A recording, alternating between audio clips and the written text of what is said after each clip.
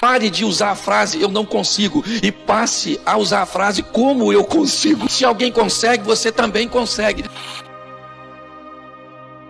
Eu quero mostrar a vocês que pessoas que frequentaram os mesmos lugares, que ouviram as mesmas coisas, que tiveram participação nos mesmos momentos, saíram dali vivendo coisas diferentes.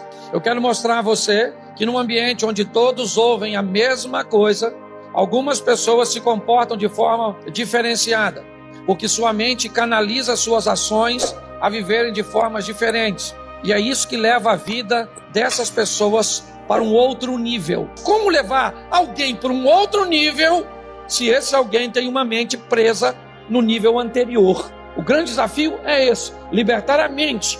O gigante que está para um, está para o outro. O tamanho da uva que está para um, está para outro. O problema que está para um, está para outro. Preste atenção. A diferença não é o problema, e sim a maneira com que as pessoas olham para o problema. É isso que nós temos. É aí que a mente muda, certo? O problema de viver casado está para todos os casais. A diferença é que alguns casais conseguem sobreviver aos percalços do casamento e outros não. Não é privilégio, não. É posicionamento mental. Se eu falasse para você assim: fui sacar 10 mil reais no banco meio-dia ali no Santander, quando saí o ladrão me roubou. O que você vai pensar? Poxa, pastor, deu mole sacar 10 mil? O senhor está ficando doido? Porque o que sua mente está dizendo? Eu que juntei o dinheiro, que depositei o dinheiro, que fui sacar o meu dinheiro, estou errado. E quem é que está certo? O ladrão. Se eu falasse para você que fui andar com meu iPhone 11 Pro ou Max, com fone de ouvido, e 11 da noite, e o ladrão veio e roubou meu telefone, o que você vai falar? Também uma hora dessa, o senhor queria andar com um telefone desse, porque essa é a hora do ladrão, não é a hora de eu andar. O que é isso? Isso são pensamentos prontos, que colocaram na nossa cabeça. Hoje nós temos muitas pessoas que se tornaram escravos dos pensamentos pré-programados. Pense o que todo mundo está pensando, fale o que todo mundo está falando, use o que todo mundo está usando, compre batom. Lembra da propaganda? É quase um ambiente hipnótico, certo? Uma mente escrava não leva você a lugar nenhum. Segunda coisa, equipamentos eletrônicos. Está emburrecendo as pessoas. Não sou contra a tecnologia não, ok? Meu aparelho é de última geração. Mas vou te falar, viu? Hoje você pergunta um adolescente desse, um menino que era para ter uma velocidade extraordinária para pensar. Você pergunta, 6 vezes 8 mais 3 menos 2, e é igual a quanto? Dá para falar de novo? Eu não gravei nem a conta, quanto mais saber o resultado. Pare para pensar, se é que dá. Hoje, o que nós estamos vivendo? Uma escravidão mental, ok? Coloca qualquer notícia e vira verdade. Porque as pessoas não pensam. Esse dia a mulher, o marido dela morreu, e ela falou que ele tinha se suicidado com 2 tiros. Como assim? Não, ele deu 2 tiros na cabeça dele. Prenderam ela, mas ele suicidou. Dona, não rolou. Então a senhora dava pelo menos um só. Porque tem gente que sequer é capaz de parar para... O que é isso? Escravidão mental. Entendeu? Então pare de ir pelo que os outros estão falando. Esse povo é um povo que tem dificuldade para pensar, porque a mente era escrava, pronta apenas para executar. As pessoas hoje são treinadas apenas para execução. Você sabe por que José se deu bem no Egito?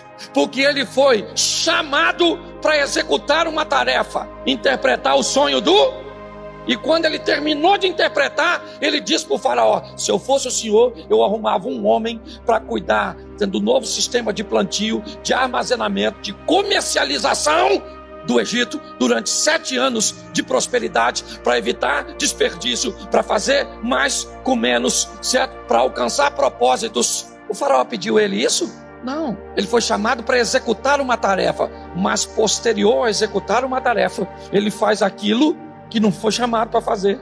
Por quê? Porque apesar de alguém achar que ele era escravo no Egito, ele nunca foi escravo no Egito. Ele nunca foi escravo na casa de Potifar. Ele nunca foi um prisioneiro. Porque na casa de Potifar, José não se comportava como escravo. Na prisão, ele não se comportava como prisioneiro. Por quê? Porque era a sua essência. Hoje eu vejo pessoas né? Todas engessadas. Por quê? Porque foram programadas como escravo. Não pense, certo? Não permita que a sua mente crie nenhum tipo de questionamento, nem de raciocínio. Aliás, a geração mais antiga fez isso conosco. Você lembra quando nossos pais diziam assim: faça o que eu falo, mas não faça o que eu faço. E se a gente quer dizer, não posso ir, por que eu não posso ir? Cala essa boca, eu te rebento. Fica me perguntando por que você não pode ir. O que era isso? Isso era, inconscientemente, um pai escravizando o pensamento do seu filho. Libertar a mente é um grande desafio. A segurança do básico. Pensa em algo que limita a mente. Quem já ouviu a frase da mãe ou da avó: meu filho, você tem que arrumar para sua segurança um emprego de carteira? Não estou dizendo que é ruim, estou dizendo que é limitador. Quem nunca ouviu alguém dizer para você: olha meu filho, você tem que estudar pelo menos até o ensino médio? O que é isso? Isso são mentes que estão procurando limitar. Ter saúde já é bom demais. Preste atenção, uma mente escrava é uma mente que ela se adequa ao bom.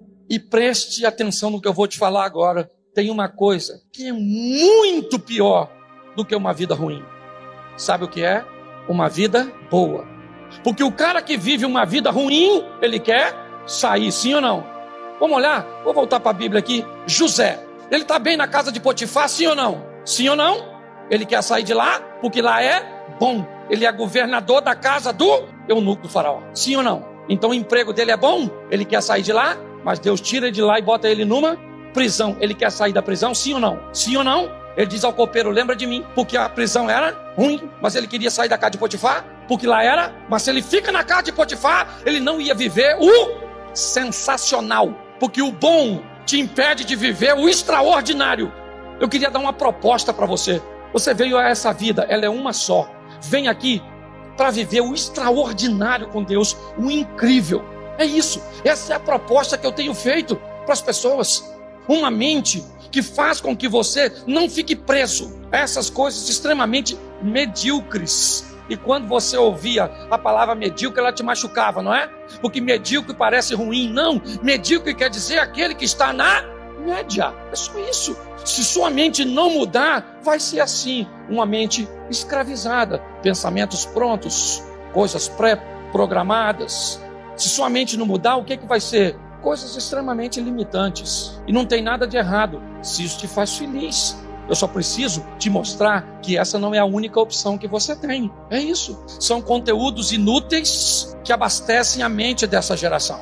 São conteúdos fragmentados, onde você nunca sabe o que é verdadeiro. O desinteresse pelas coisas relevantes é impressionante. Como nós vivemos uma geração de uma mente desinteressada pelas coisas relevantes. Nós queremos segurança e sequer sabemos o nome do secretário de segurança.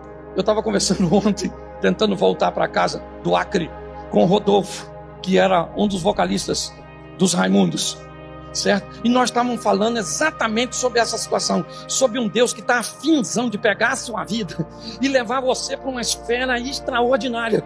Querido, Deus está afim de fazer o extraordinário, o incrível, o sensacional. Só que Ele vai fazer na vida de todo mundo, sim ou não? Sim ou não? Não.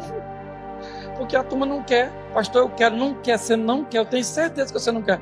Você não faz nada. Ô, gente, o impossível, antes de tornar possível, tem que ficar viável. Esse dia eu já falei isso aqui. Eu fui num cara e o cara falou para mim assim: pastor, a Bíblia diz que a fé move montanha. Eu falei: é verdade. Pois é, cara. Eu tenho aqui na minha propriedade ali, um morro ali, e estou querendo que ele vá lá para aquele outro lá, que lá é alagado. O que só acha? E eu não sou louco, né? Claro que vai, rapaz! O senhor acha que eu levo para lá? Eu falei: leva? Você mesmo já falou que a fé remove montanha. Ele falou: pois é, pastor. Olha só, vê se dá para ser assim. Eu tenho fé, 2 caminhões e uma máquina. Eu falei: melhor, hein? É porque eu já estava com vontade de tirar, fui comprando devagar. Você acredita que esses dias, menino, eu fiquei abismado. Eu cheguei lá, o morro não estava. O morro, eu tô falando sério, vocês estão rindo? O morro, eu falei: cara, mas o morro foi para lá, pastor. Eu falei: cara, que morro maneiro que foi. A fé remove. Ele falou: a fé, meus 2 caminhões. Diga que você tem fé, mas me mostre suas obras.